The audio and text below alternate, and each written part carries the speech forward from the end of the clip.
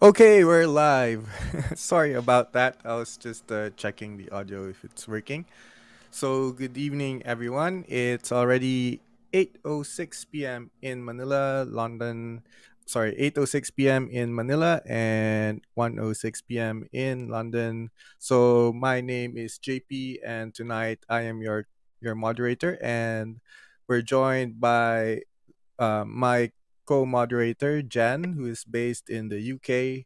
And our guests for tonight are Keisha Mayuga of Life Cycles PH and Myles Delfin of Bike Scouts. So let me uh, give the opportunity to our guests to say hi. Hi, Keisha. Hey, what's up, everyone? Hi, Miles. Say hi to everyone. Hello, everyone. Hello from Bike Scouts. All right. Okay. So a little bit of intro for our topic tonight. So for bikes, I prepared a list of the top reasons to choose bikes compared to cars and other motorized vehicles. First reason, it has zero emissions and it has free propulsion. So we get cleaner air in return. And that means with free propulsion, you don't need to pay for gas, just your calories. And in relation to that, so you get the health benefits as well. And so that's the second point. And my third reason is it's a proven technology. So the earliest known filed invention, claim invention of the bicycle was in 1817, if you define it with two wheels and a steerable mechanism. And that's the third reason. And fourth reason is it's compact, so bicycles can drive through most doors. There are plenty of storage options for city dwellers, and there are also foldable bikes. And in relation to that, our fifth reason is it's portable, so it can fit in a bus. You can take it in a bus if the bus operator allows you, um, and you can put it in. You can bring it with you on the train if it's allowed, and it will fit in an elevator car, and you can bring it. If your workplace allows it, you can bring it to your office and park it there. The sixth reason is there is less infrastructure needed. So compared to cars, buses, and trains, you don't need to lay down rails, wider roads, and it's pretty much easier to to build for. With and with that, I'd like to take the chance to introduce our guests in more detail. So first up, we have Keisha Mayuga. So Keisha is an urban transport specialist. She started Life Cycles PH to help frontliners get to their workplace after the eve of the pandemic lockdown in Metro Manila. So they helped over 400 essential workers on the platform alone.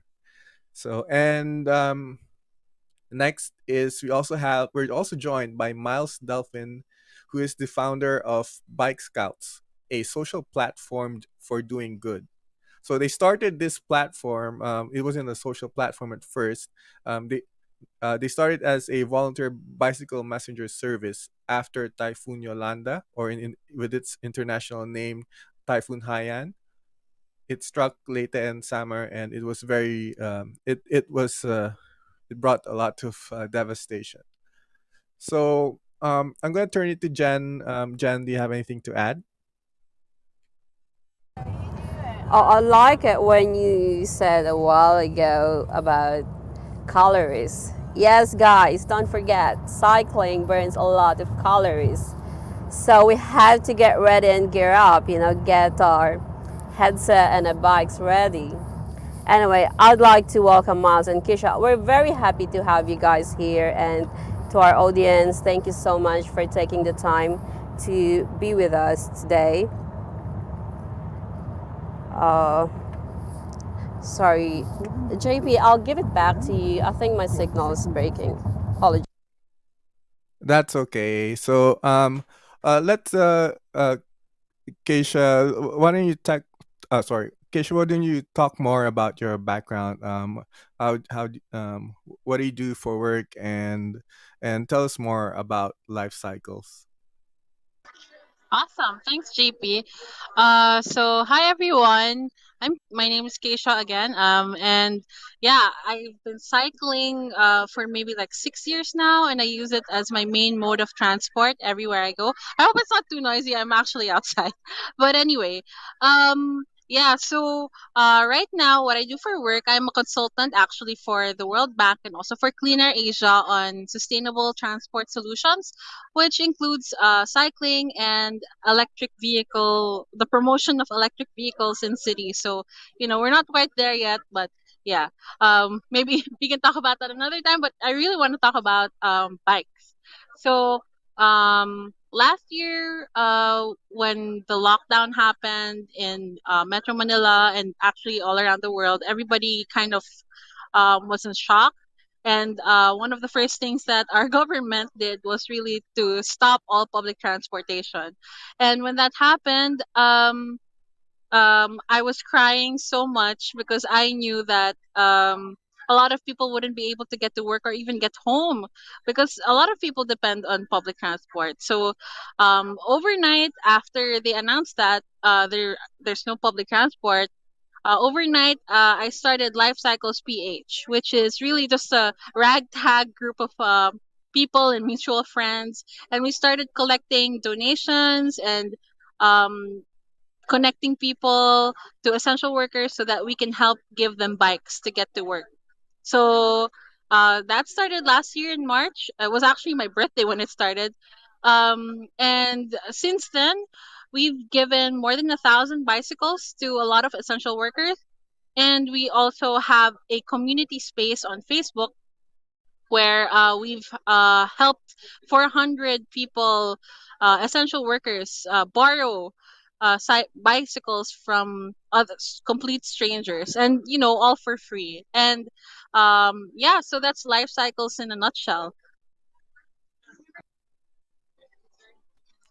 That's very interesting, Keisha, and inspiring. And I was also in that phase last year as well, at the eve of the lockdown. I was pulled in by some friends who have been doing volunteer work as well. So we organized carpool rides for healthcare workers, and I can feel, the problems and the hardships that everyone felt at the start of the lockdown. Everyone felt so helpless, having no transportation to get to work, and they were much needed as well. Everyone needed to get to work because we had a big challenge to tackle at that point, and there was no transportation. and Yeah, it was so and hard. yeah, I was getting a lot of Facebook messages, texts, nurses, doctors, and also the entire, like, people who are also working in hospitals themselves, like security guards, cafeteria Yeah, workers. Yeah, yeah. yeah, and it was very heartbreaking. Um, Yeah, and some people had to walk for like 6 hours just to get to work, and that's terrible. Anyway, go on, JP. yeah. So in another heavy note, let's turn to Miles. So Miles started this during Typhoon Yolanda, and uh, when we were when I was working on the promotional material, I was looking at the pictures from Miles's the photos taken by bike scouts, and you know it almost brought me into tears, seeing all those pictures, especially that picture with the note, sending a message to their family that they're okay. So Miles, can you tell us more about Bike Scouts? Hello, everyone. Good evening. Magandang gabi sa lahat.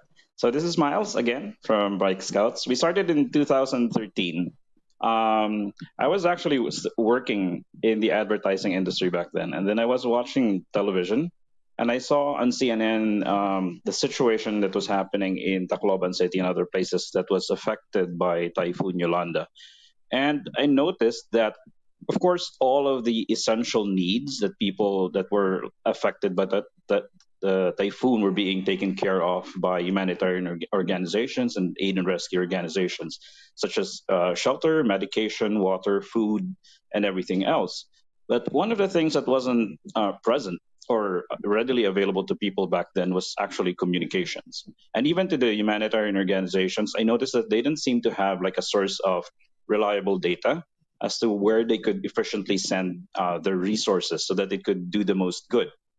And so I used to actually race bicycles. I used to race in 24-hour events and also cross country events and also adventure racing. And so I had a little bit of background in riding bicycles, and then I also used to volunteer a little bit in wilderness rescue. And so I sort of like I thought, why don't I put those two things together? Invite some of my friends from the sports that I was also involved in, and come up with something that could help people, like sort of like get access to alternative communication and essential supplies. And so that was where the idea for the Bike Scouts came from. In the beginning, it was actually called Typhoon Telegrams because the idea really was to help people send messages to their loved ones that they were okay, that they were sort of like staying in this evacuation center, and the stuff that they needed. So the first person actually to respond to my post on Facebook was Coach Andy Luterio, who is of course one of the prominent triathlon coaches in the Philippines. And he said, oh, "Let's do this. Let's do this quickly." So actually, within that day, he got specialized bicycles to lend us one of their offices in Makati, and that was where we had our first meeting with the first 200 bike scouts that signed up within a few hours. And so the next day, actually, we were already on a C-130 plane heading to Tacloban. And when we got there, it really hit us, the level of destruction. None of us have ever seen anything like that. And so we realized that we need to scale this very quickly. We didn't have like days or weeks or months to sort of like think about everything. Even the logo of the Bike Scouts back then, I think I did it in like 5 minutes just so that we could have something to put on our IDs. And so, yeah, that's what happened. We deployed to Tacloban City and then expanded our operations all over Leyte, and then eventually, of course, Samar. And then over the past 8 years, we've been doing exactly the same thing. We've been serving as volunteer bicycle messengers for disaster response, and I'm not sure, but I think we're the only continuously operating volunteer bicycle messenger service for disaster response in the world, actually. And so, because so many people wanted to join, so many people wanted to help, and so not everyone was actually like experienced in riding bicycles, and some people don't even own bicycles or actually ride bicycles. And so it slowly evolved into some sort of like social platform, and so now Bike Scouts has become like the Instagram or Facebook for doing good. So what happens is that people keep on joining Bike Scouts, and then it serves as a network of support. It doesn't matter who you are, where you are, whatever you have.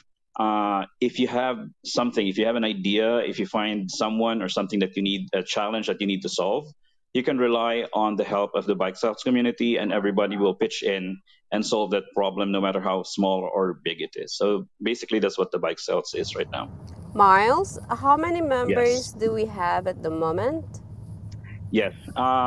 Actually, okay, we have two kinds of membership, and the reason for this is because our work is very specific. It involves disaster response. So on Facebook, we limited our group page to just what we call team leaders, so that whenever the team leaders post something that's happening in their area, for example, right now we have teams deployed in Cagayan, we have teams deployed in Batanes, we have teams working in Zambales and also in Pagudpod and parts of Ilocos Norte for the recent typhoons, for Maring and also for Kiko in Batanes. Um, the difference with us and other Facebook communities is that when the team leaders post on our group page, most of the time the things that they post, it needs action. It needs to be seen and read by the right people so that it can be acted upon. So we can't have like so many posts on our Facebook group. That's why we limited it to that. And so on our Facebook group, we have 4,000 over 4,000 team leaders, and under those team leaders, they have their own teams, communities, and groups that they have in their own areas. And if you combine all of them, we have more or less around 150,000 around the Philippines so far. That's amazing. I'm just curious. From which walk of life are your member coming from? I mean, like Gen Z students, professionals. Oh yeah, that's a very beautiful question actually, because it's something that we're very proud of, and we have members that we can't really sort of like talk about publicly because of their work, because they want to maintain their privacy. But just to answer the question, we have members who are farmers. At the same time, we have members who are CEOs of like local and multinational corporations. Thank you very much. I'm just wondering, how do you support each other? Um, okay, there are different ways that we do that. First of all, Bike Scouts has evolved into sort of like a social platform where every member can sort of like reliably expect positive things every day. When they log in the morning, Bike Scouts from everywhere, they tend to post pictures of sunrise wherever it is that they are. They're not even like riding their bicycles. They just point their phones outside their window, and then they take a picture of the sunrise, and then they post that on our group chat, on our group page, and they say good morning at Bike Scouts, and that's sort of like starts up the day very positively for all of us. So we support each other in that way, psychologically, and I guess like as a community. But in terms of like finances, uh, we're actually very proud that Bike Scouts is probably one of the very few nonprofits that is self-sustaining. So we're not actually relying on a donation model. We're actually able to support the stuff that we're doing. I hope that answers the question. Yes, that's awesome. Yes, heroes don't only wear capes. Heroes come from every walks of life, and I like that you highlighted like CEOs to farmers and everybody being a part of the community. It's a beautiful way for us to coexist, and you know I just want to know what are the struggles that you came into when you're dealing with typhoons and other disasters, and how you try to make sure that all your members are safe as well. Oh yeah, that's a very good question. So the Bike Scouts is actually designed at its core. Bike Scouts is very community based. We're not like other organizations. Most organizations actually operate what you call top down. So you have leadership, and the leadership often sort of like instructs their members on the stuff that they need to do. With the Bike Scouts, we're a pretty like flat community. We do have management teams that do very specific work, but we're very very localized. We're very very hyper local. So we have team leaders in every village, in every town, in every city, and the reason for that is because if you watch the news after disasters, you will see most of the aid limited to the major towns and cities. Now, this is not the fault of government or even humanitarian organizations. It's just that it's because it's very hard to reach the places that are affected by disasters, because in the Philippines, our infrastructure to begin with is not very, very good. It's not very resilient to the kind of disasters that happen to the Philippines every year. We get hit by category 5 typhoons regularly. For us, it's normal. For other countries, it's like a special event, but in the Philippines, every year it's like Christmas. I mean, it's like a holiday. You know that it's coming. You know it's going to happen. So Bike Scouts actually, we like to say that we go to the places where nobody else will ride, and it's not just a slogan. We actually go there to the places that you can't even view on Google Maps.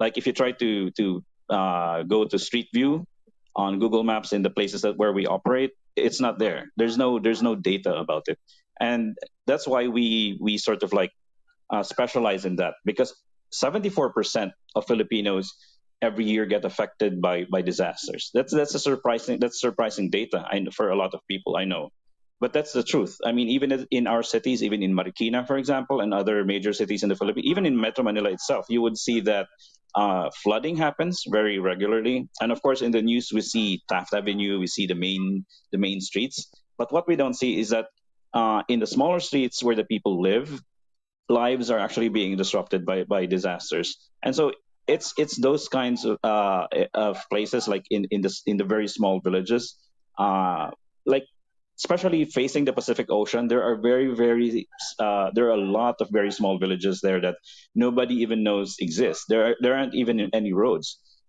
They do have schools, for example, but for the teachers to get to those schools, they have to ride bangka basically.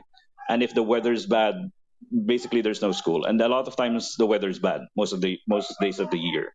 So that's the kind of like work that we do as bike scouts. Thank you so much, Miles. Back to you, JP. Do we have any question for Keisha? Uh, yes. So, Keisha already shared with us when what she was thinking at the start of, at the eve of the lockdown. But can you tell us more? Like, who were you talking? Were there other people that you were chatting with, or who was influencing you, or who was pushing you? What did the you mentioned you were crying. How I don't know if I ask how long you cried, and or when did you phone a friend and then did they tell you stop crying, do something about it, blah blah blah. Yeah. Well, can you share more, Keisha? Yeah, sure. So I distinctly remember it was on March 16, 2020, and we were all watching the news because we didn't know what was gonna happen because of COVID-19. And we were watching the news, and as were announcing the first enhanced community quarantine, the first one, they were putting the rules down. And then they said one of the rules is we're gonna stop all public transport. And then I got so angry that I cried for like an hour. And even my parents, they called me up and they said, "Are you okay?" Because we know that you're so passionate about transport, and then they're just gonna stop it out of nowhere. So I was like raging, crying, and then I immediately posted on social media saying this is so inhumane, and then I posted like some solutions there, like like what JP did, like, hey, for those who need to get to work and for those who want to help, you can do the following. So one of them was like help carpool, one of them was make like free shuttles, and then the other one was give bikes. If you own bikes, you can lend it or donate bikes to people who don't have a way to get anywhere. And then one of my friends who until now doesn't want to be named, but he's very noisy on Twitter. Anyway, but he said, "Hey, you know what? That idea about the bikes, that actually sounds like something we can do." And I said, "Yeah, I know. I just want to start doing it." And then we were like we made a Facebook group. We made a messenger group that we were like 3 people, and then it grew to 6 people, and then it grew to 10, and then it grew to like 20 people. So we had to like actually migrate to Slack, and then everybody just started operationalizing, like, hey, let's make it, what's the name of our operation, let's call it Life Cycles PH. And at that time we didn't know that there was a store that was called Life Cycles. But anyway, but yeah, we started everything with the logo, with the collection channels, with the bank channels, how we're gonna operate, and we did that all in like 20 hours. So we had a Facebook page and post up already the next day, and we didn't know that we would get so much support from a lot of people. There was like an outpouring of support, and people just wanted to donate. People just wanted to like, they were asking, "I have a bike. How do I give it?" And so that's why we made another channel for the Facebook community where people can lend their bikes. And the community, the Life Cycles PH community, it was so amazing because everyone there's a stranger, and we have like expert cyclists there. We have people who just had bikes who didn't know what to do with their bikes, and there were a lot of essential workers who couldn't get to work.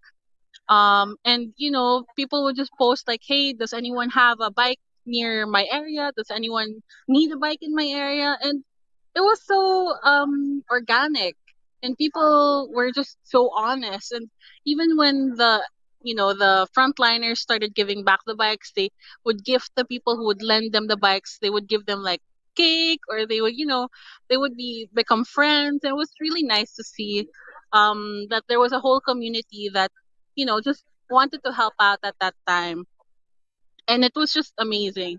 And that's outside from the donations.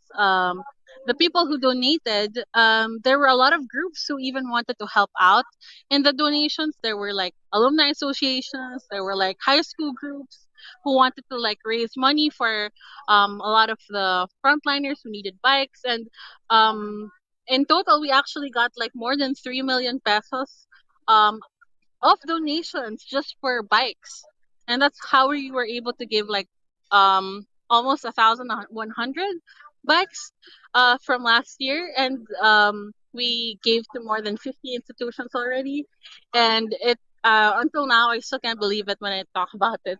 But yeah, that's just like, a lot of the frontliners still message me and say, "Hey, because of your program, I bought my own bike to actually, go up to the mountains, and I got my family to bike, and it was just so heartwarming to know that even a simple bike can really change someone's life." And if you haven't started biking, or if you're listening now and you're curious about biking, if you try biking even just for 30 minutes, you're gonna feel how liberating it is to actually start biking. So yeah, I'm happy that I got to help those, frontliners find that kind of freedom.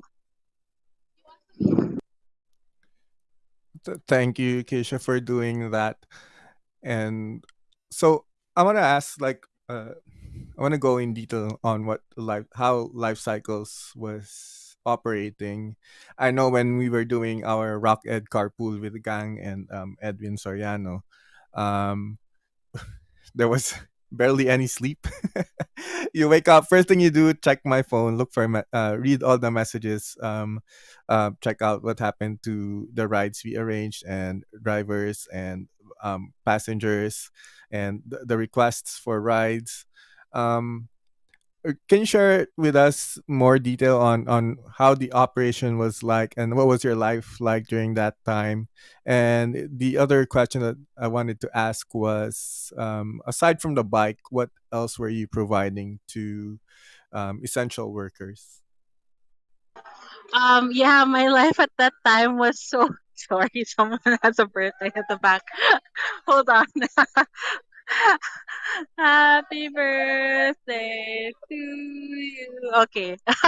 Anyway, so at that time, my life was really like 24/7 life cycles, and I had a full time job at that time, and I just started also on the same week that we started life cycles. So it was just like, um it really took over my life because I was just like an advocate of cycling. But even before the pandemic, I was like, asking or telling people to try cycling.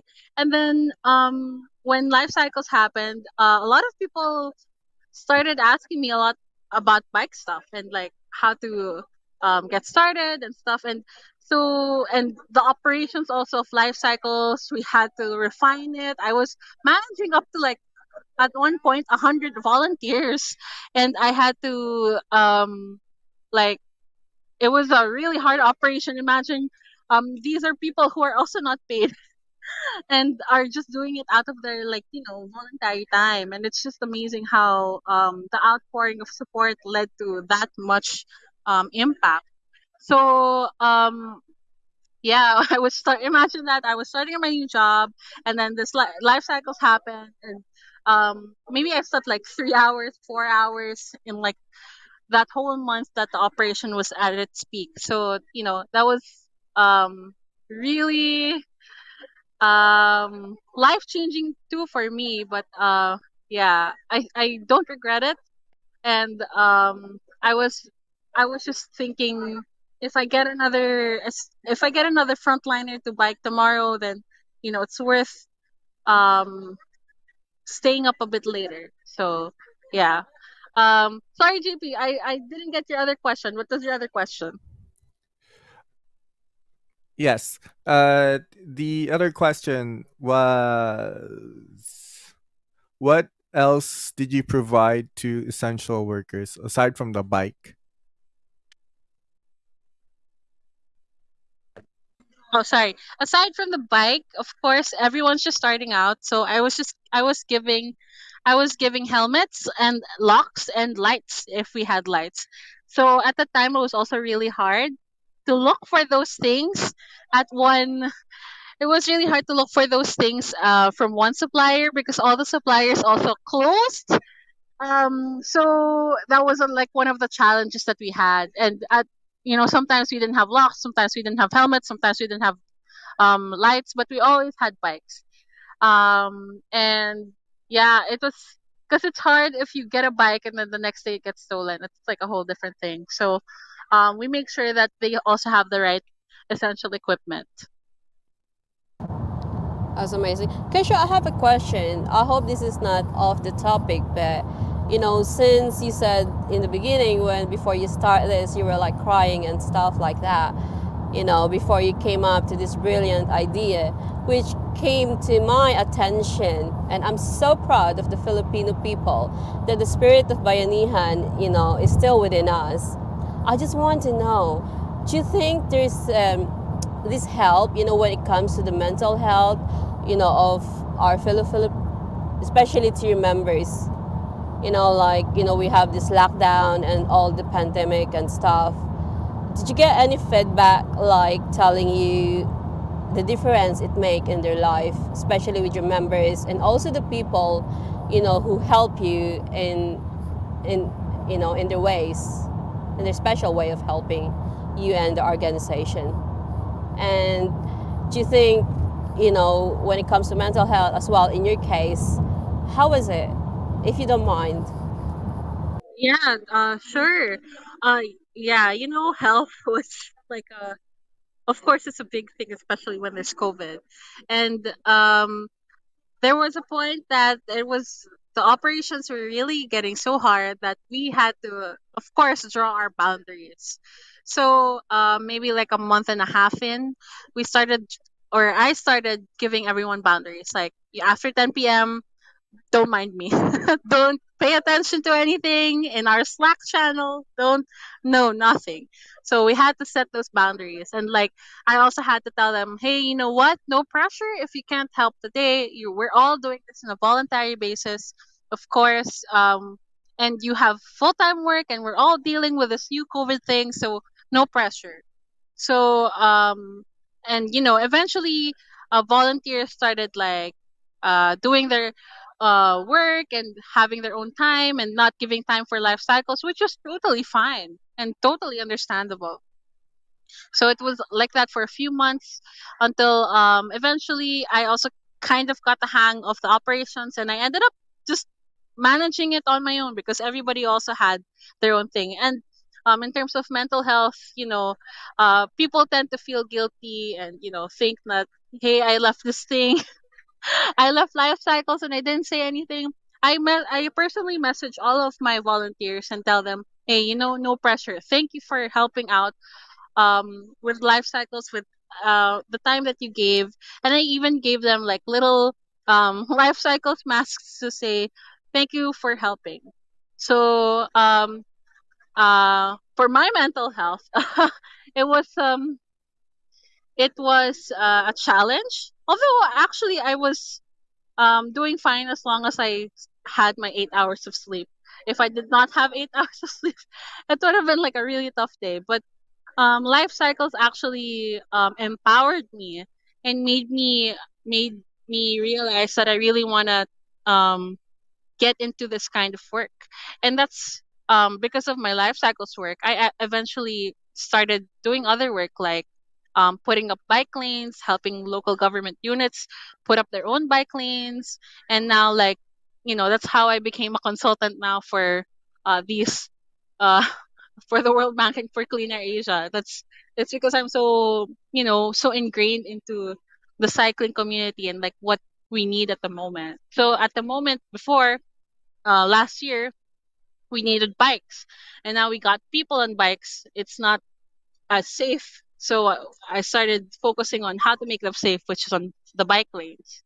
So Please tell us about the story that you've been sharing with us during our meeting when you started to have that trial, for bike lanes. Oh yeah.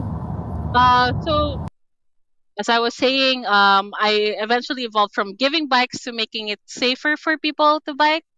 So there was a time in May last year when we were trying to figure out how do we make bike lanes in Metro Manila possible, and in particular EDSA, and everybody knows how dangerous and how challenging it is to imagine putting up bike lanes on EDSA when people didn't have that concept, like, or people didn't have that yet, like what we see now.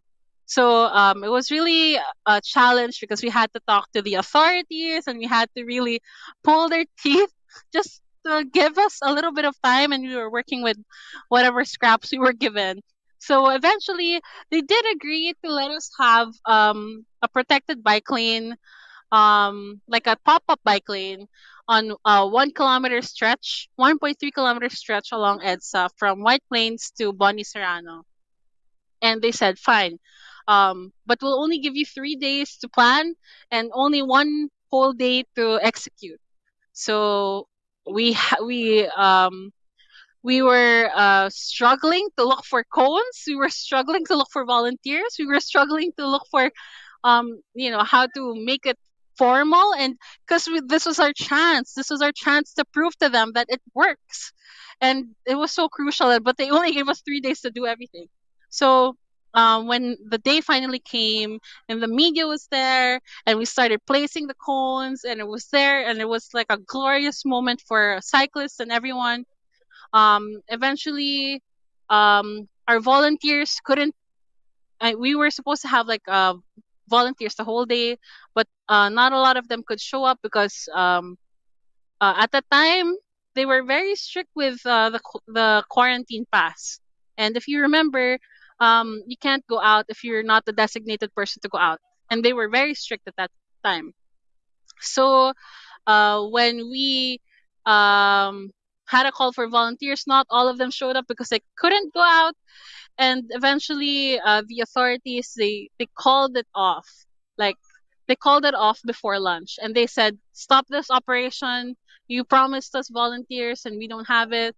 And they didn't want to give us any of their people either. Maybe like two people, but like they were not very. They were really just like giving us nothing. So we we struggled, and and they and we had to they had to call it off in the morning, and I had to personally go there and pick it up one by one, pick the cones up one by one. And I was literally also crying at that moment and thinking we failed with this one, and now I feel a little embarrassed because this was our chance to show them that it's possible, and I thought it was a failure. So we stopped at 12 noon and it was done. But when I thought it was a failure, actually, it worked out for the better, for like better than I imagined, because after that pop up bike lane, people started giving more attention to, hey, how come there are no bike lanes? So we eventually had to present it to the Senate and to the Congress, and they were like, hey, you know what, that is a good idea. How come we're not doing that? And eventually we institutionalized a lot of things. We had policies put in place, and that's how in less than a year we actually put up bike lanes on EDSA. And I have a before and after picture of this. Like before, like just cones, and now after we have these like blocks and these bollards, and it's such a huge change from last year, and we have so much support now from the community, from private sector, and maybe some government, but not all. But at least there's support now. So yeah, that's the story of the origin story of how or why we have bike lanes along EDSA. Thank you, Keisha. JP, shall we do a reset? Yes, so we'll take a quick break and focus on Mouse and Bike Scouts when we return. For those tuned in that have questions to our guests or something to share with everyone, we will be opening up the stage later. So for those tuned in on Facebook, Twitter, and YouTube, you may write your question in the comments. Join us on, or you can also join us on Clubhouse. Simply go to https://radio.cc/mh to install the app and find the club room. So we'll be back shortly. Please stay tuned. Thank you for joining us here on Makati House.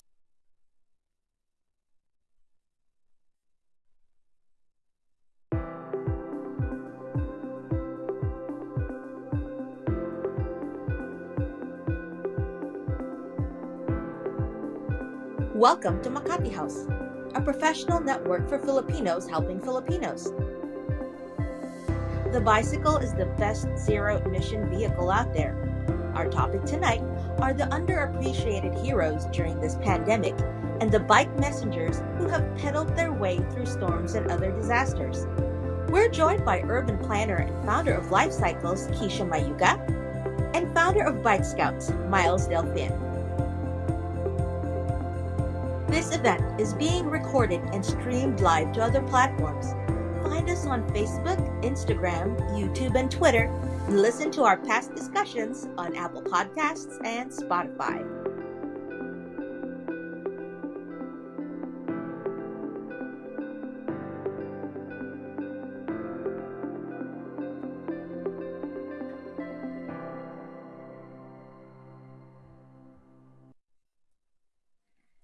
So, welcome back. And let's turn our attention to Miles. Let's focus on Miles now of Bike Scouts. So, first, the next question from Miles. How did you end up starting the bike messenger service at the aftermath of the typhoon? Um, you mentioned you were working at you were still working in advertising at the time.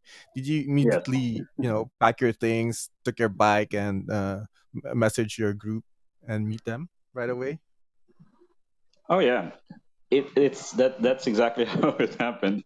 One moment I was working on a project, and then the next one I sort of like decided that wait, this is not what I really want to do with my life, because I grew up watching my grandmother actually like organizing a food kitchen for people who couldn't afford to buy food for their own family. So she would do that every Friday. So I used to help out. Like since I was very little, I used to help out. And so I grew up like seeing that and thinking that that was normal. That was what people should be doing. And so when Typhoon Yolanda happened, that sort of like jolted me out of my professional dreams, so to speak. And I realized that wait, I actually want to do something else with my life. And since I work in the creative industry, I do a lot of like creative problem solving, so on and so forth. So I thought that maybe I should like use my skills and my talent for something else that actually benefits people rather than just selling stuff. And so like that evening, I decided I put everything together, and then like in a matter of hours, it all just happened. As I mentioned earlier, like we had our first meeting in specialized bikes in Makati, and then there were 200 people who signed up, and then more and more people sort of like just joined in. And within I think like 48 hours, we had teams in Tacloban. That time the airport was of course shut down, so the teams had to sort of like land in Cebu, then travel by boat to Ormoc, and then ride bicycles all the way to Tacloban City. So it was very difficult because all over the place the bridges were down, and then there were like trailer trucks scattered across the highway like they were toys, like some angry giant child or something, sort of like went berserk and just started kicking stuff. So that was what it looked like. It was like really horrible. There were like mountains of debris all over the road and on the sides of the road. Where there used to be communities, where there used to be towns, there was just rubble, like hills and mountains of rubble. So that's what we saw when we first arrived and realized that we needed to sort of like scale our operation very quickly. So we kept on putting out content. Like we shot video, we shot pictures of what we were doing in Tacloban that time, and then we pushed that out to Google and to Facebook and of course to Rappler.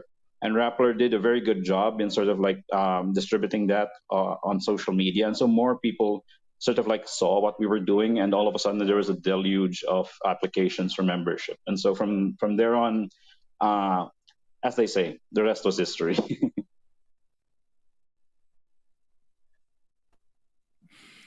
Aha. Yeah. So you mentioned that the Bike Scouts is now a social platform for doing good. How did that evolve over time? Like, what or who motivated you to inspire? What or who motivated you or inspired you to facilitate this evolution? Oh, yeah. Very good question, actually. I love answering this question. Everything about the Bike Scouts is not something that I sort of like designed. I designed the culture, I designed the look of it, but the evolution of the Bike Scouts is something that came to us very, very naturally. So by naturally, what I mean to say is that, for example, regarding your specific question about how we became a social platform for good. So we started out as volunteers for disaster response, but then the families of the volunteers wanted to help, and then eventually even their kids wanted to help, and then their neighbors and relatives and everybody wanted to pitch in, and not all of them rode bicycles. So there's one specific project that we do every year. It's called the Midnight Ride. So the Midnight Ride is what happens is that Bike Scouts from all over the Philippines ride out at midnight on Christmas Eve, instead of spending Christmas at home, and then we deliver gifts to homeless kids who have to spend their Christmases on the road. So in spite of it like being a Christmas event, it's not actually a religious thing. It's just because in the Philippines it's very, very difficult to ignore Christmas when it's happening. It's all over the place. In fact, I think all of us would agree that whenever we go like shopping with our family for Noche Buena or something, when you walk out of the shopping malls and the groceries, you would see children. They would be begging, or some of them would just be looking on at the families who are walking out with big, big bags of grocery and gifts for themselves. And I mean, it's not a bad thing that people buy stuff for their family, for their own loved ones at Christmas. It's just that, of course, the people who have nothing, they feel even more left out in this very, very supposedly meaningful time of the year. And so that's why we started the Midnight Ride. And then because the Midnight Ride is sort of like a community activity, what happened eventually was that the families of the volunteers wanted to help wrap the presents, write the notes for the kids, and then everything else. And then eventually even the kids of the adult volunteers wanted to join the actual Midnight Ride. So entire families of Bike Scouts actually would join at Christmas Eve, instead of like sitting at home watching Netflix or something and then eating like a great dinner. We would all be out on the street giving gifts. So that's why it sort of like naturally evolved into something that would accommodate everyone, not just people who ride bicycles, not just people who have experience in like disaster response or something. And we realized that actually it's a very good idea to sort of like leverage the power of social media, because we have Facebook, we have Instagram, we have TikTok, and all of these social platforms, they have so much power, they have so much influence in our lives. They make people buy stuff, they make people dress a certain way or even speak a certain way. But we thought that, why don't we use that kind of influence, why don't we use that technology, why don't we use that kind of idea for doing good, so that we can sort of like gather everyone into one space, and then they can support each other and then solve problems in the world. Small problems, big problems, it doesn't matter. The simple idea behind that is actually very, very, very, very uncomplicated. The idea behind Bike Scouts is that if for every person who has nothing, there's always one person who has something to give. So imagine, just those are just two people like engaging with each other and doing something good. Imagine if we can do this at scale. Imagine if there are like half of the people who have nothing can be helped by half of the people in the world who have something to give. And that would actually, of course, it's not going to solve the big problems in the world, but that would be a very good start. So that's the reason why we decided that it's time for the Bike Scouts to become a social platform for good, and so that we can be able to scale it worldwide. That's brilliant, Miles, and also very inspiring to me. So we're out of time for Keisha. Before Keisha leaves us, thanks, Keisha, for your time. I have Thank you, two. Tisha. I have two questions for Keisha before she leaves. Yeah. So yeah, so can you share a memorable story or interaction when you delivered a bike to a recipient or picking up picking up a bike from a donor? Oh, sure. Um, Last year for World Bike Day on June 3, I was helping the city of San Juan put up their first pop-up bike lanes. So we were there. We biked with the mayor. We were there with all the media, and it was so there was like a frenzy there. And then we biked to the hospital, one of the hospitals that I donated to, or the Life Cycles donated to. And then one of the nurses actually approached me and said, "Are you the founder of Life Cycles?" And I said, "Yes, that's me." And then she said she was so tearful, and then she said, "Thank you so much. Because of you, I'm able to go home to my family, and I actually can I have work because of you. So thank you so much." And I was so tearful when I met her, because it was so real. Like she was like cycling for already like a few weeks, because we donated there like a few weeks ago. And then she said, "Thank you so much. Now my whole family wants to bike because of me, because of you." And that just inspired me to like keep going and keep helping these people who just started biking. And I think about that every time I see people biking outside. Like, how can I make it better for them? Or even people who are thinking of biking. I'm always thinking, like, how can I make it safer for them? How can I make sure that they get home to their family safe? So, yeah. That's amazing, Keisha. And one last thing, one very final thing before you go. Actually, it's two. One, what's your next project? And the second part is how can we know more about what I know you're working on very interesting projects and world changing things. So, how do we follow you or get updated on what you're working on? Like, are you on Twitter, Instagram, or Facebook? Yeah, if you want to know more about, I generally tweet a lot about cycling and urban planning things. So if you want to follow me, it's Keisha.geisha.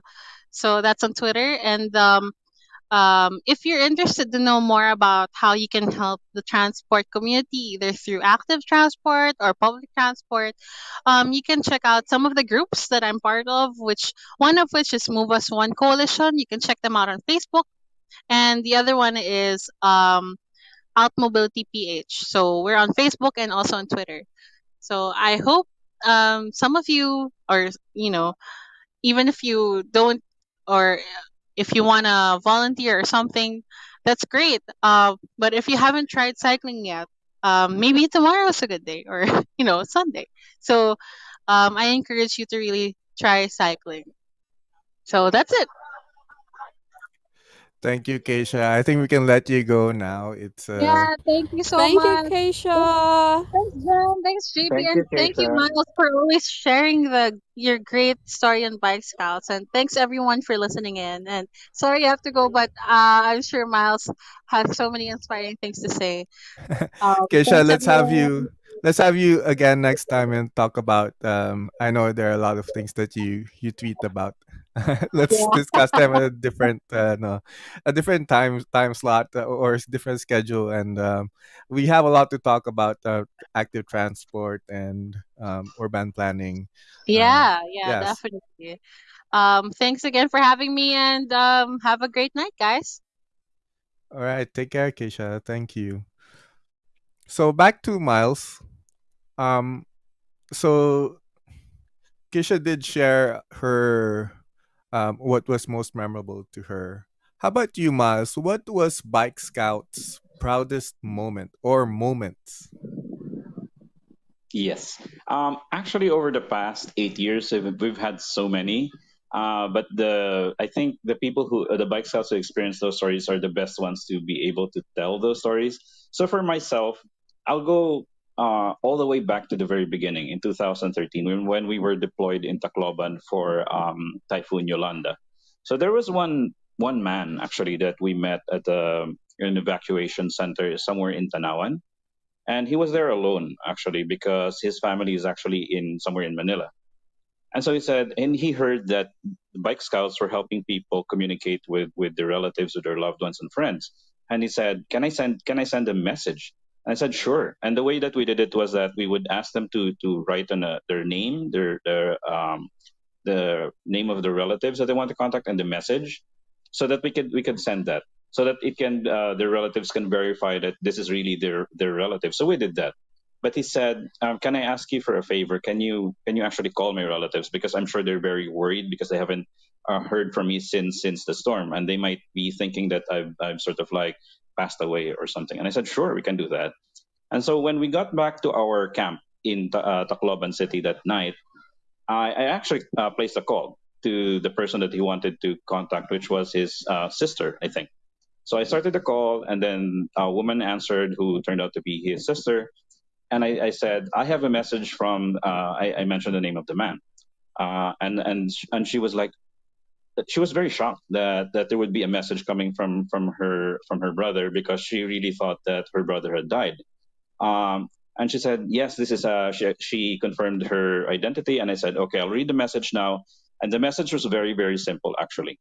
The man said, "Wag na kayo mag-alala, buhay ako."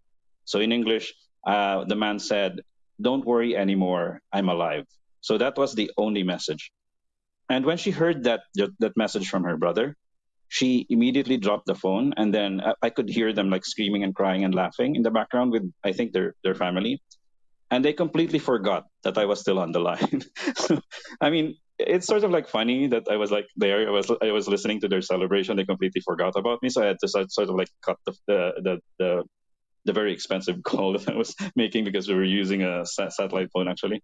Um, but yeah, that's something that's actually representative of what every bike scouts who deploy experience every single time that we go into disaster areas where people don't even expect anybody to show up. These are places where people don't even expect hope. They just sort of like, we like to say that Filipinos are resilient, and a lot of people don't have any idea how resilient. So it's that story, I think, for myself at least, that really represents what the Bike Scouts is all about. I like how you said, finding hope in odd places. Is that right? Um, so, uh, i- in just to be relevant with current affairs, also, I know in the news was Maria Ressa, who received recently a Nobel Peace Prize. How instrumental was Rappler and Maria Ressa in the success of your Yolanda mission? Was she very involved with it, or um, Yeah. were you in contact with somebody else in Rappler? Well, okay. So this is sort of like the secret history of bike sales, because nobody actually knows about this. Maria Ressa herself never actually wanted this to be publicized, and I hope she doesn't get upset that I'm telling the story now. I mean, it's been a while, and she won the Nobel Prize, so I think people deserve to know what she does behind the scenes that nobody actually finds out about. So after our meeting on the first night with the first 200 bike scouts, I got a call from someone in Rappler. I think it was Rupert Ambil, who now works with Atom Araulio on a project called Life. Everyone should check them out on Facebook. They have an awesome project called Life, LYF. So yeah, so I got a call, and then they said, please drop by the Rappler office. This was still the old Rappler office. We want to support you. We want to help you. And so when I just went there, I mean, I had nothing better to do, because I came from the meeting, and before riding my bike home to Laguna, I said I might as well drop by Ortigas. So I did. And when I got there, I was actually very surprised that it was actually Maria Ressa that I would be talking to. And then what people don't know, what people actually always ask us is, okay, so after Typhoon Yolanda, if there was no electricity, there was no mobile phone signal, there was no internet connection. So how did the Bike Scouts actually upload data or information to Google Person Finder, Facebook, and other platforms? By the way, as an aside, I wanted to mention that if you were someone who was looking for your relatives after Typhoon Yolanda and you found them on Google Person Finder and you saw a picture of them holding a whiteboard or piece of paper with their details written on it, chances are that information came from a Bike Scouts on the ground. So yeah, going back to that, uh, the reason why we were able to connect to the internet, even though there was no power, no connection in Typhoon in Tacloban City for like almost 3 or 4 months, is because Maria Ressa gave us full access to their satellite IP van. So this is the truck that media networks like CNN, if you see them reporting live from a remote location, they would have this truck with a satellite dish on the roof, and they would have like direct contact to the satellite that would connect them to their office, basically to their studio, and they can do a live report. So these trucks, they have what you call TV white space signal. So it's basically just data that they use so that they can send the reports. But it can also connect to the internet, and so we use that signal, the TV white space signal. The Rappler's technical team actually helped us on the ground, and every night after we ride back to our camp in Tacloban City, we would go to the Rappler camp near the city hall of Tacloban, and we would work all night to send all of the information and data that we collected during the day from all over Tacloban and Samar. So yeah, that's pretty much it.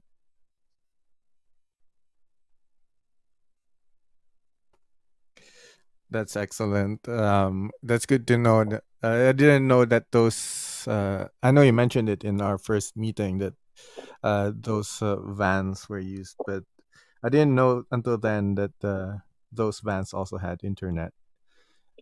Yeah, it's Yeah. not meant for internet, but they sort of like helped us sort of Mhm. use the signal to send data to the internet. Okay. See, I like how the creative application of that in times of disasters. Yes. So, so at what point did you or Bike Scouts say to yourselves that the job was done in Samar or Leyte? Oh yeah. Well, to answer that, I think the best way to answer the question is that Bike House has a very strict rule about deployment. We don't just go out if something bad happens. We have like a set of we have a checklist that we have to sort of like satisfy before we decide that we actually have to be physically there. Because number one, we don't want to be redundant.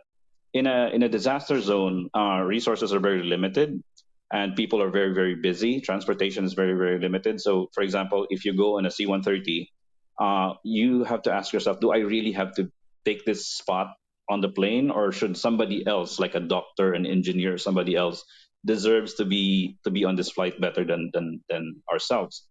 So we make sure that we satisfy that requirement first.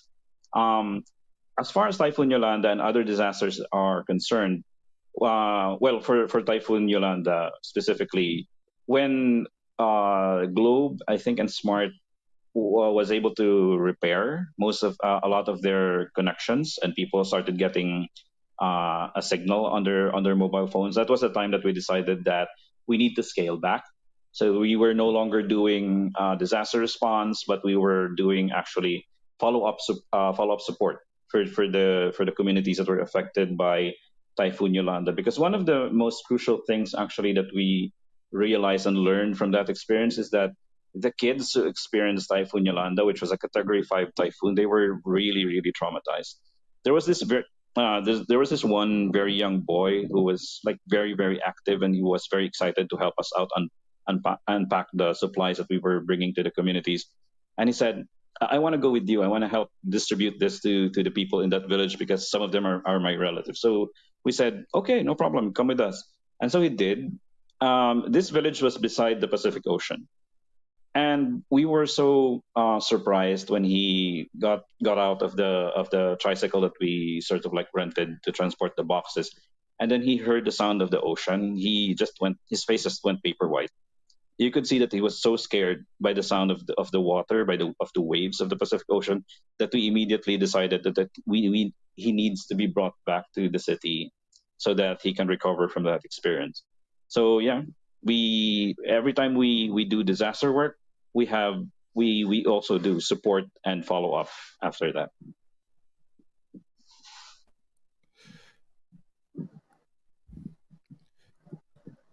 That's amazing, Miles. And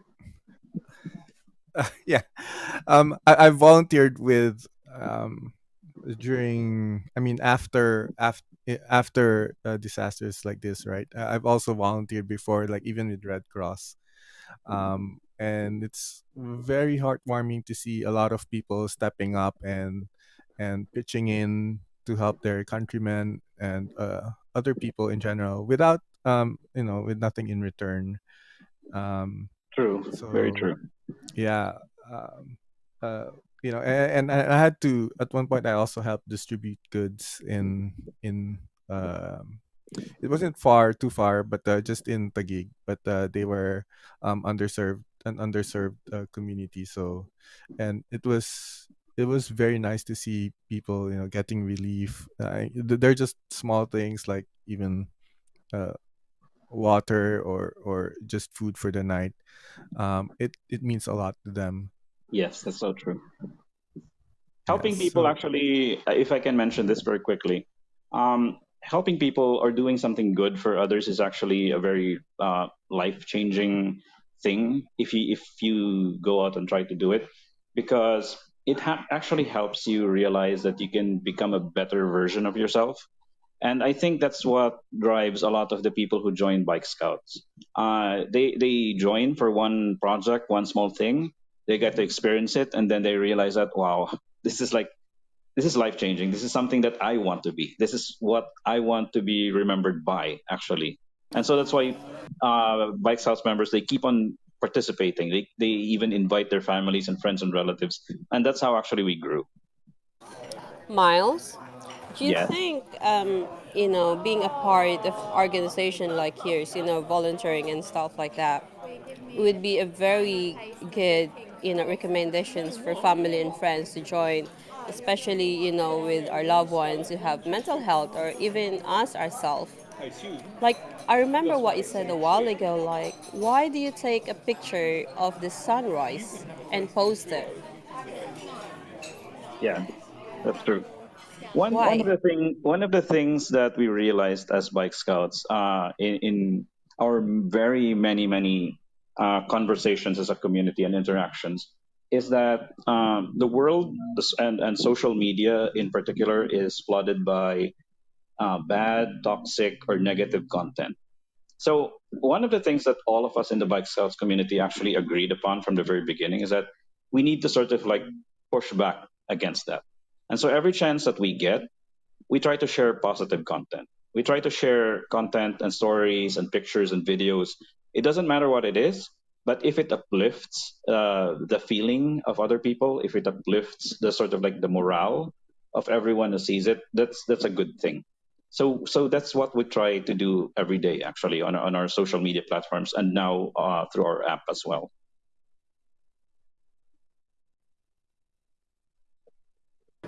Thank you so much. I can just imagine, my mom who would need a medication and, all we have landslide and stuff like that, and only, bikers can come and bring the medicine.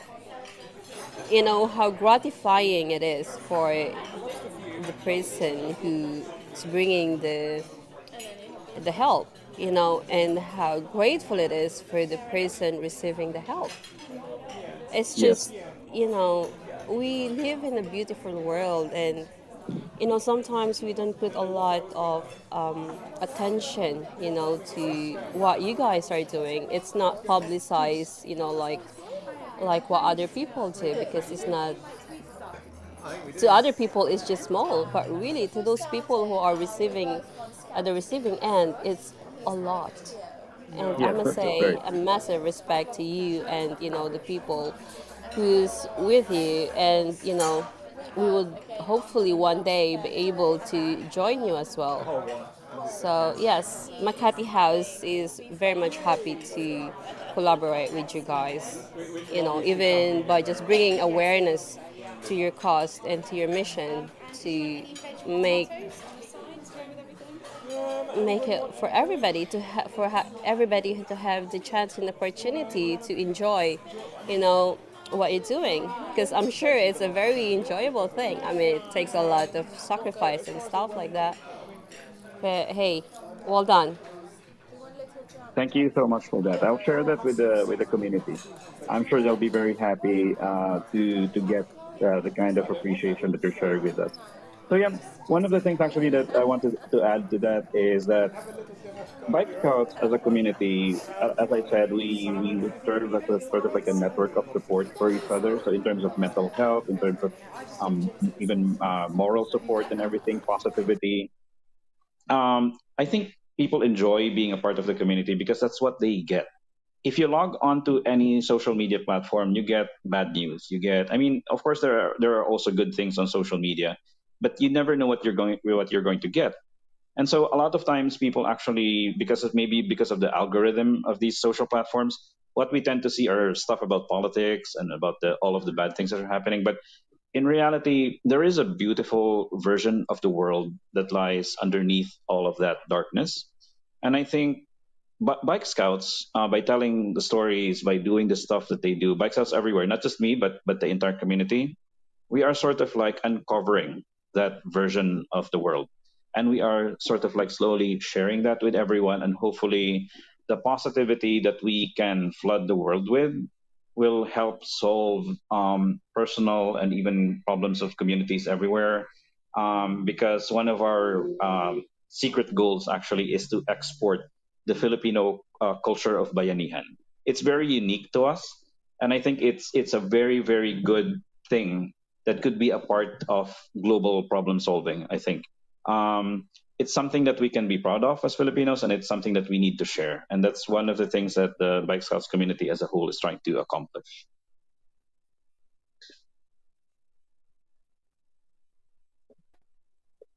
I agree. I agree, Miles.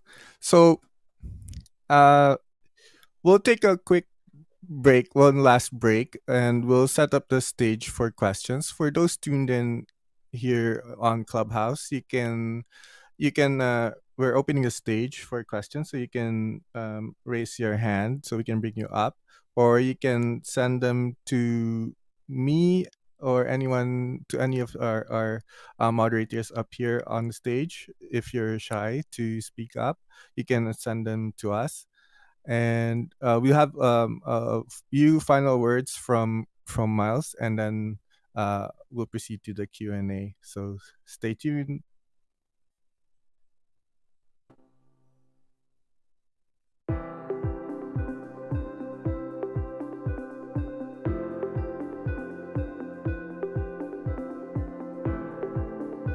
Welcome to Makati House, a professional network for Filipinos helping Filipinos. The bicycle is the best zero-emission vehicle out there. Our topic tonight are the underappreciated heroes during this pandemic and the bike messengers who have pedaled their way through storms and other disasters. We're joined by urban planner and founder of Life Cycles, Keisha Mayuga, and founder of Bike Scouts, Myles Delfin. This event is being recorded and streamed live to other platforms. Find us on Facebook, Instagram, YouTube, and Twitter, and listen to our past discussions on Apple Podcasts and Spotify.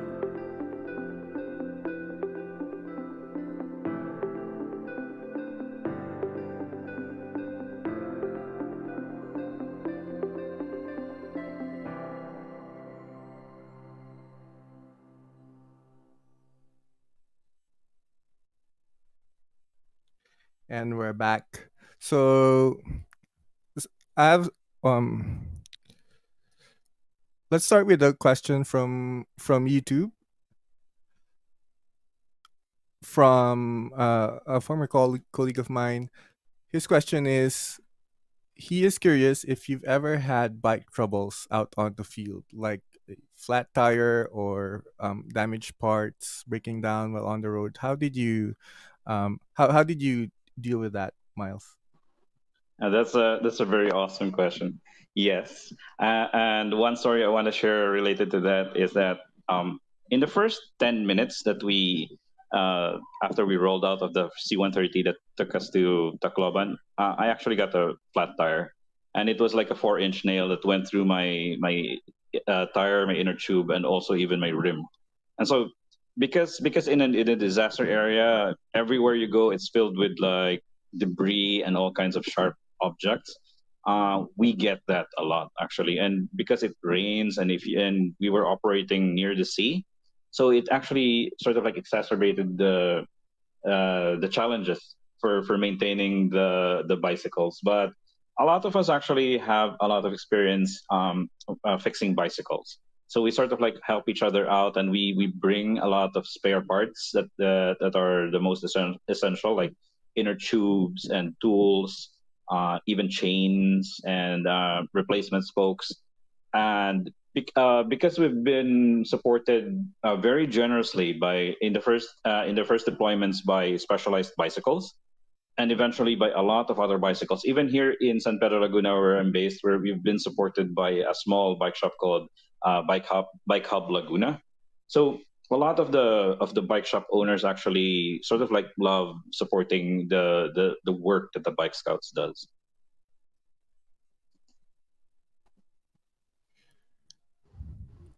Hi, That's Miles. very This hard. is Beth.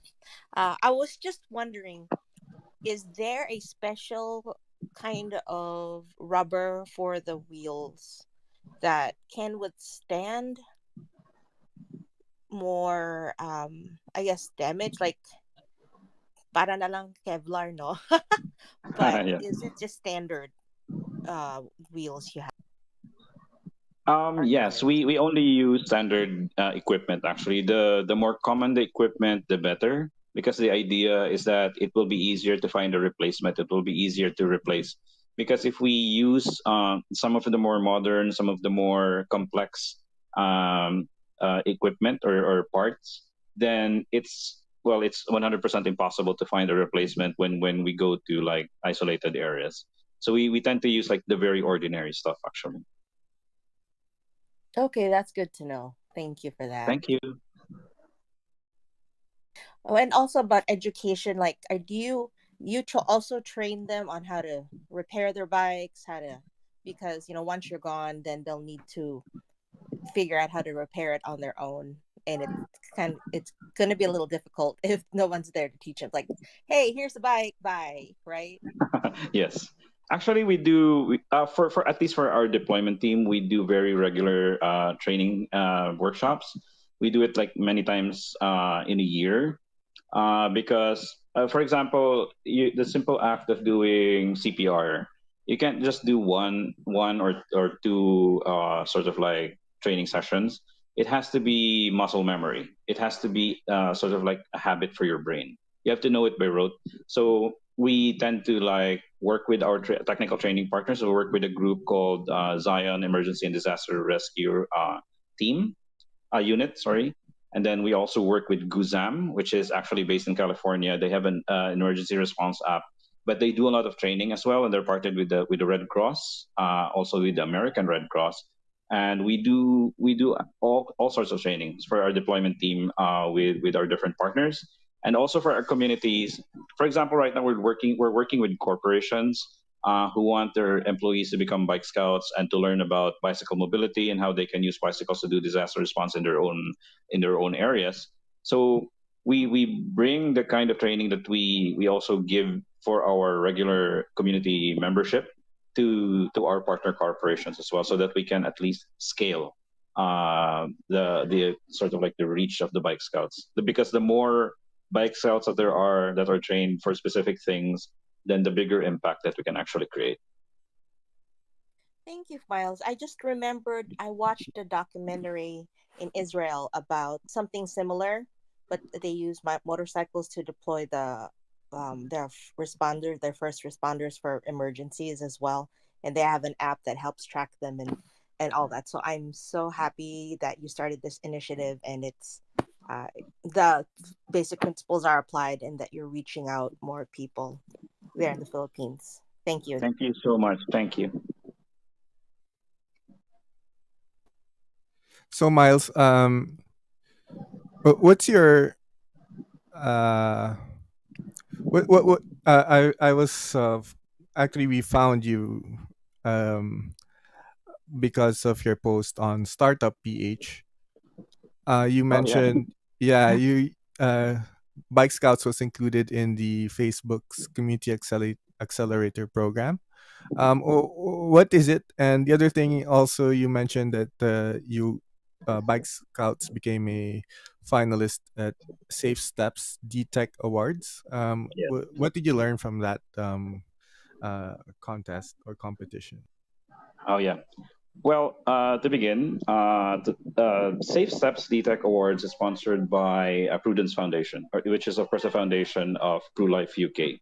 And so what they did, they're doing that competition because they want to support what you call disaster tech. Because in the startup community, in the startup world, you have fintech, which is the financial businesses, you have edutech and all kinds of other startup businesses, but there's really no support for social good or disaster technology where people need actually the help of technology to survive and thrive before and after a disaster, and also even the climate crisis, which is strange actually, which is unfortunate because around the Asia Pacific region, 86% of the people worldwide that are affected by disasters every year come from our region. So there's like a lot of people, but there's no investment that's going into disaster technology. And True Life UK, because it's of course aligned with their business as well. They're trying to get sort of like corporations and businesses like Lenovo and others to invest in this and to help people uh, become more resilient in the right way. And so what we learned from the DTech Awards is that number one, there's still a long way to go in terms of like the investment community and even the business community in general, um, in understanding the value of disaster technology, disaster resilience, and the value of people being helped in the aftermath of disasters and in the midst of the climate crisis. And we're very happy that a company like True Life UK is actually sort of like going all out to start this up and make it a big part of the conversation among corporations and brands. And so for the Facebook Community Accelerator program, we were invited for the 2021 Accelerator program, and what it is that you can apply actually. So there are like tens of thousands worldwide that apply for this program every year, and they pick just 1% of those tens of thousands of communities on Facebook that apply for the accelerator program. So the accelerator program actually is a very unique program in my opinion, because I've seen a lot of like startup accelerators, and of course you go through the usual stuff. Yeah, you get mentors, you get coached, you they connect you with investors eventually. But with Facebook, it's very different because they actually start by giving you funding so that you can actually continue doing your work while being a part of the accelerator. And in the beginning, we were like, "Wow, that's awesome!" I mean, they're giving us money off the right off the start. But then we realized why they were doing that is because the Facebook Accelerator program is actually very it involves a lot of work. It involves a lot of commitment of time and effort. It's like going to university, but 100x the effort. I mean, I come from UP, for example, and I'm very familiar with like the volume of work and time and effort that you have to put into your studies. But this accelerator program is like maybe twice that at least. Like the meetings that we have with all kinds of partner organizations, the departments of Facebook, and the different aspects of social media. We get to learn all of that. We get to learn about all of the features, plans, and other things that they're sort of like planning to launch to improve the services of Facebook as a social platform. So yeah, that's what it's about. Unexpected PhD training to sa'yo, Miles. Oh yeah, that's actually it. So I have, while Yeah. you were speaking, I have a question. Oh, sorry, JP. What were some of the unique challenges that you faced? Like maybe that you didn't mention. Did you run into corruption? Did you run into maybe other corporations trying to buy you or buy the idea or steal the idea from you? And how were you proactive in dealing with it respectfully? Yeah, we actually experience a lot of those things. But what we've done is that we've actually registered the sort of like resources and the materials and properties of bike sales as intellectual property, so it's now protected. The biggest challenge that we actually have run into in the past 8 years, especially in the very beginning, is that in the Philippines, there is so much need for the kind of service and work that the Bike Scouts and other organizations like us or platforms like us provide and do. But there's close to zero recognition of its value, and there's like close to zero investment. Um, and that's unfortunate. I come from a corporate background, and I understand how business works. Of course, I mean, profits and shareholders. Of course, these are the top priorities. But this year, actually, in the past few years, if you are the type who would read reports from companies like maybe McKinsey or something, you would realize that the new trend among the top 500 corporations in the world is that they're shifting into social purpose strategy. So instead of just traditional marketing, they're actually looking to sort of like put their money to good use. While marketing to people, they actually want people to realize that they are spending their marketing and advertising money on helping communities and people. And so this is actually what the Bike Scouts is helping corporations with. The way that we put it is that we help brands and companies do good where they do business. So yeah, Thank you for answering my many questions, Miles. I thank appreciate you. No worries. Okay, so last call for everyone to send in their questions, and while we're waiting for anyone who has something to ask, I'll just share. If you can see my profile photo, let me just tap on that for those tuned in on Facebook. So that's this is not my typical profile photo here on Clubhouse. It's the other one down below my other account. That's my typical profile picture. So this was me. We cut down a mango tree that was overgrown in front of our house, and we had to dispose of the leaves, because in our neighborhood, you had to take care of that by yourself. It's not part of the typical waste collection schedule or service. So I had to bring it to there's an area in our neighborhood where you can dump the collected debris from plants.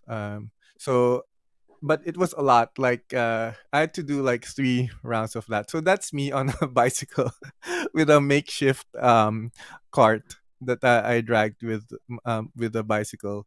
Very It's nice. about maybe 2 blocks down. I had to, and it was fairly flat, so it was okay. But you can see me struggling with that load. And the other thing was during the lockdown. So for those who don't know me, at one point um I was against car ownership before the lockdown. We ended up actually getting a used car because out of need, because there's a lack of transportation options now for me and my wife. So I was against car ownership, and so I used the bike a lot, uh, especially before, because we can get fresh groceries every day. Um and and during the lockdown, I tied up. I don't have a photo of it event, unfortunately, but it was a bit of a road risk as well. So I had a cart that I dragged behind. I had a makeshift bike trailer with a shopping cart that we have, um, tied with a rope behind, and it was a bit of a road risk for everyone, but That's I very made creative. sure. Yeah, I was always looking behind. So that's the other topic that I'm working on is cargo utility bikes. Yeah. We'll do another topic about that, and yeah. So if I don't see anyone else um, asking other questions. And somebody at the back channel mentioned at one time, you'll laugh about this, Miles. One time, so Food Panda, also in one of your posts, right? There's an app for ordering whatever food rides and everything, my messengers, but there's no app for doing social good. So mentioning Food Panda, I once applied at Food Panda as a Food Panda bike courier, but they never got back to me. Maybe Oh, they maybe they thought it was a joke. Um, uh, or maybe I'll try again to apply. Maybe I'll get accepted this time. I hope. I hope. I think there's a chance that they might be listening to this. Because Food Panda, we actually work with them. So yeah. Oh, nice. Okay. Oh, Maybe Arnold, you can hook me up, and that's awesome. I can start ordering my pink jacket. Oh my gosh. Nice one, JP. So Miles, I know, ang dami kong tanong. Did No, I love you, it. what careers have your volunteers kind of walked into or developed after volunteering for your organization? Like how, I know it's opened many doors for them, pero can you share with us some of your success stories of how like the how your volunteers maybe got their dream job or a stepping stone in their career because they took their time instead of scrolling through social media and consuming all this negative junk that they were able to take that nervous energy and put it in a positive way. Oh yeah. Well, I can't like name specific people, but the thing about the bike sales community is that it really works like a really awesome social platform. So there have been a lot of cases where, for example, a person looking for a job happened to volunteer with somebody who owns a company or who owns a branch of some restaurant or convenience store or something. And then they just get to talking while doing something good for other people. And then they said, "Oh, I happen to be looking for a job because the company that I work for shut down, and now I can't even provide for my family." And then the CEO would go like, "Oh, we have an opening. Why don't you come to my office and then we'll sort it out?" So that sort of like happens all the time in different kinds of ways, in different kinds of like situations. Um, yeah. So that's one of the very very positive things actually that's happening in the bike sales community all the time. And I know you have many more share stories to share, but thank you for that. It's really amazing how you decide to, I guess, get out of your own comfort zone and get out of yourself to help somebody else. And because you unselfishly gave your time, now another blessing is handed back to you. Thank you That's so much amazing. I for love that. hearing stories about it. Actually, what I want to add to that is that even though I'm the founder of Bike Scouts, all of the good things, all of the positive stories, all of the awesome stuff that the Bike Scouts community have been doing has nothing to do with me. It's actually all of the Bike Scouts in their own communities taking the initiative by themselves with the help of the community. For example, Bike Scouts Zambales is now raising funds for the people affected in Northern Luzon, and they're being helped by Bike Scouts Baguio, and then bike scouts in Ilocos Norte, in Pagudpud specifically. They're doing like uh, food kitchens for farming families that have been affected by the floods. Bike scouts in Apari have been going on surveys. They shared one photo, for example, where they were trying to help a woman who was trying to save her harvest of corn, and unfortunately, she lost like I think 90% of her harvest. So now they have nothing, and they're actually looking for support. Um, in Batanes, in Borongan, in everywhere actually around the Philippines, every day we see all of these like really really good, really really positive some of them sad stories, but they always tend to end very positively because once the community finds out that there's something that needs to be done, they tend to just jump right onto it and do something. I'll just share one specific story very very quickly. There was an old man and his wife who was living who's actually still living in the southernmost tip of Samar, and so he used to work as a pedicab driver. And then one of his passengers that he used to sort of like drive, take to school every day, met him by accident in their town, and discovered, and this woman who met him again discovered that he had fallen in hard times. He and his wife were living in not even a house, just basically like sheets of tin and wood put together so that they can have shelter, and they have no money for food and everything. And she shared this on the Bike Stars community group page, and it took all of like 10 or 15 minutes for people to jump in and literally build them a house. Not just build them a house, but also deliver like groceries. And then they helped the old man and his wife get in touch with their son who is stranded in another island in the Visayas because of the pandemic, and also because he was also having like financial problems because since the lockdown he lost his job at a construction site, so he couldn't get back to their town.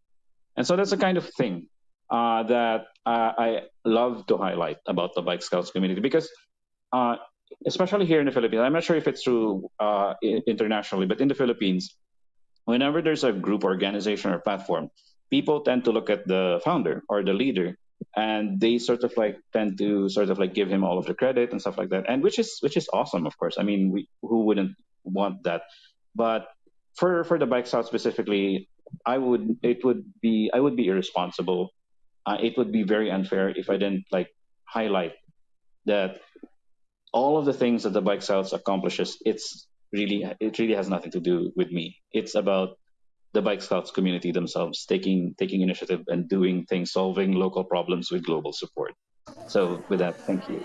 So Miles, how do you let them know that they're being appreciated? I mean, you're the bikers, that they're being recognized. Yeah, that's part of the culture actually.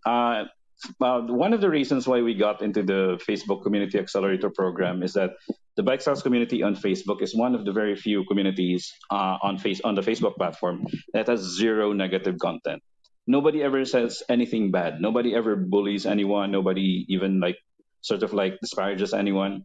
If you post something, if you make a mistake, if you say something wrong, um, the community will support you in the sense that they will appreciate you. And if you need sort of like more information about something that you got wrong, the community actually jumps in and sort of like shares the knowledge, the thing that you need to know, so that you can sort of like learn the correct information about what you were asking or talking about. And for us, that has been like an incredible experience.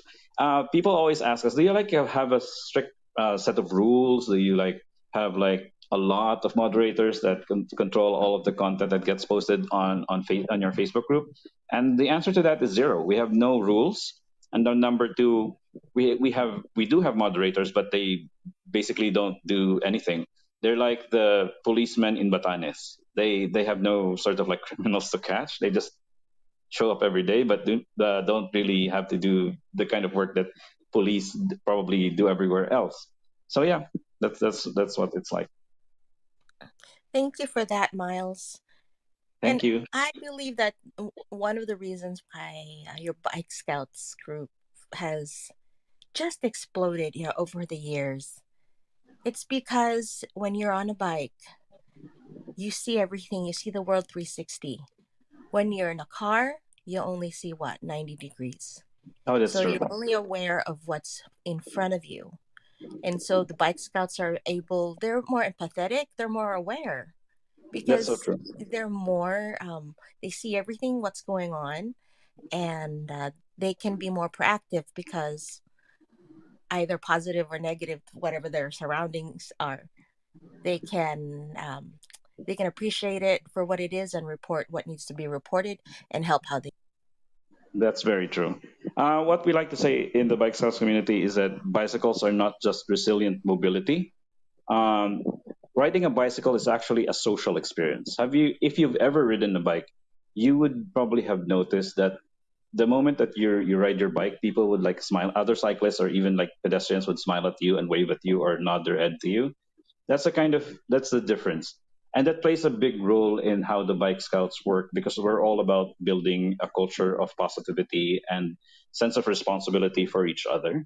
So that's sort of like what we're trying to develop, what we're trying to spread, even outside the bike scouts. We've actually borrowed a lot from Japanese culture, like specifically their idea of gaman spirit, which is like basically just community, looking out for each other, being responsible for each other. So it's a very extreme version of the Filipino bayanihan, because bayanihan culture in the Philippines is much, much more, I think, in my opinion at least, it's much more happy, it's much more joyous. It's not just about social responsibility, it's about you're just happy to be able to like help your neighbor. And so we're trying to bring that back and hopefully we'll succeed. I I'm agree. sure you will. I agree so much, Beth and Miles. So we will wrap up the recorded session, and we'll continue the discussion in the after party room. I have more than enough material for for the podcast. Thank you, Miles, and everyone for Awesome. pitching in. Um, so thanks everyone who joined us here at Makati House on Clubhouse, Facebook, YouTube, and Twitter. Tonight we learned how bikes have been used for good. If you enjoyed tonight's session and would like to support our mission of Filipinos helping Filipinos, and also what we are doing here to spread awareness on sustainability and cleaning up pollution, please follow, like, and subscribe to our Apple Podcasts and Spotify channel. This will help others find us. Feel free to reach out to us with your feedback, suggestions, or if you have friends or family that would fit in on our future topics, feel free to let us know. We're also looking for more volunteers. We need help with our social media planning and creative needs. Hit us up on any of our pages if you're interested. And finally, almost finally, next Saturday, October 23rd, we will be trash talking or talking about trash. So we'll just discuss why we should aim to reduce the waste coming from our homes, the um, and the landfill problem, and the possibility of turning waste to energy. Then on November 6th is the continuation of our waste discussion with Anna Varona of Clean Our Oceans Project and Drop the Plastic events. She will be joined by Rina Papio of Soilmate about composting. So here's a final message prepared by the Makati House Sustainability team for those with us. Join us at the after party room on Clubhouse. Please follow the Makati House Club to find the room. Have a great evening, everyone, and thank you, Miles and Keisha's not here. Thank you to Keisha also for joining us tonight. So see you, everyone. Have a good night, and we hope to see you on a midnight ride with Bike Scouts or with a new Bike Scouts chapter soon. Thanks, everyone. Have a good night. Thank you. Have a good night.